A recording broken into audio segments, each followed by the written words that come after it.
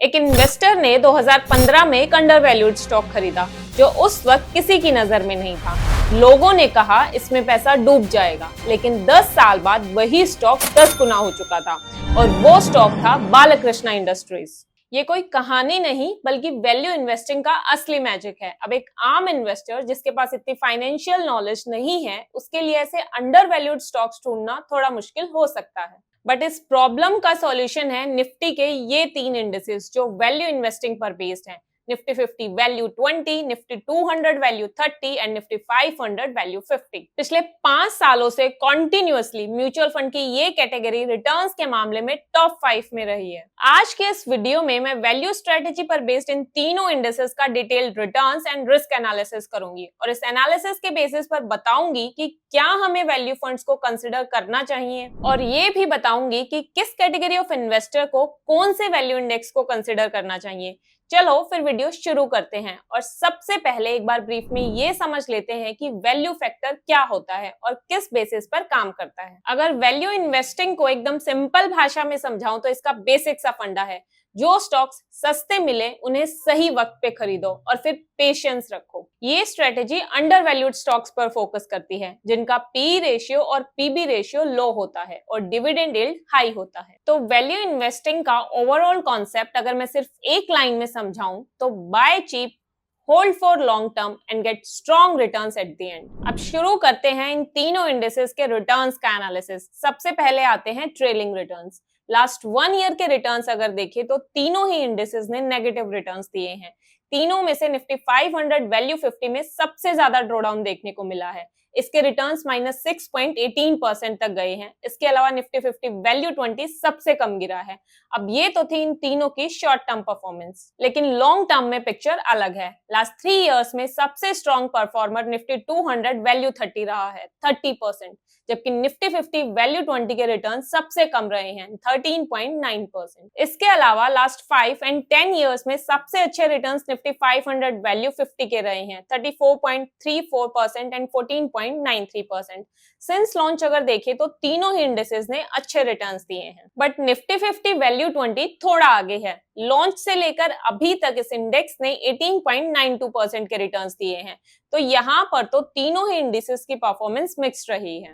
अब इन तीनों इंडिसेस के इंसेप्शन से लेकर अभी तक के ईयर ऑन ईयर रिटर्न्स का एनालिसिस करते हैं। निफ्टी 50 वैल्यू 20 ने टोटल 17 सालों में 13 बार पॉजिटिव रिटर्न्स दिए हैं, मतलब अराउंड 77% ऑफ द टाइम्स ये इंडेक्स प्रॉफिट में रहा है। निफ्टी 200 वैल्यू 30 और निफ्टी 500 वैल्यू 50, इन दोनों का अगर देखें तो लॉन्च से लेकर अभी तक टोटल 20 सालों में से 13 बार इन दोनों ने पॉजिटिव रिटर्न्स दिए हैं, यानी कि 65% ऑफ द टाइम्स इन दोनों इंडेक्स में प्रॉफिट रहा है। तो ईयर ऑन ईयर रिटर्न्स में ऑल ओवर निफ्टी 50 वैल्यू 20 बाकी दोनों के कंपैरिजन में ज्यादा स्टेबल दिख रहा है।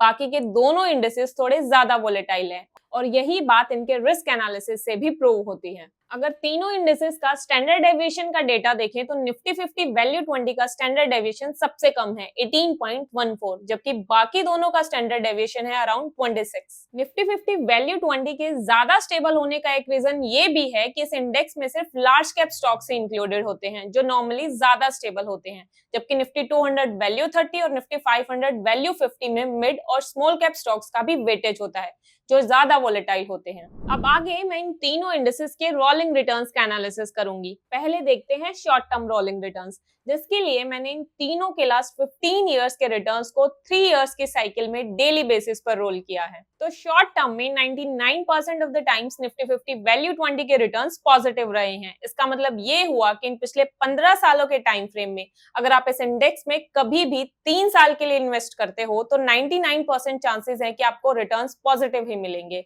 नेगेटिव रिटर्न्स मिलने के चांसेस सिर्फ 0.24% है। बाकी दोनों इंडिसेस का अगर देखें तो उनमें ये परसेंटेज कम है, अराउंड 75% ऑफ द टाइम्स आपको पॉजिटिव रिटर्न्स मिलेंगे एंड बाकी के 25% of the times returns negative हो सकते हैं। एवरेज रिटर्न्स अगर देखूं तो वो भी निफ्टी 50 वैल्यू 20 के ही ज्यादा है, 13.56%। इसके अलावा निफ्टी 50 वैल्यू 20 के मिनिमम रिटर्न्स -0.70% तक जा सकते हैं और मैक्सिमम रिटर्न्स 32.13% तक। निफ्टी 200 वैल्यू 30 और निफ्टी 500 वैल्यू 50 के मिनिमम और मैक्सिमम रिटर्न्स में कंपैरेटिवली ज्यादा गैप है, तो शॉर्ट टर्म में ये दोनों थोड़े ज्यादा वोलेटाइल हैं as compared to Nifty 50 value 20। लेकिन हाँ, इन दोनों के मैक्सिमम रिटर्न्स भी फिर ज्यादा ही हैं, 45% एंड 48%।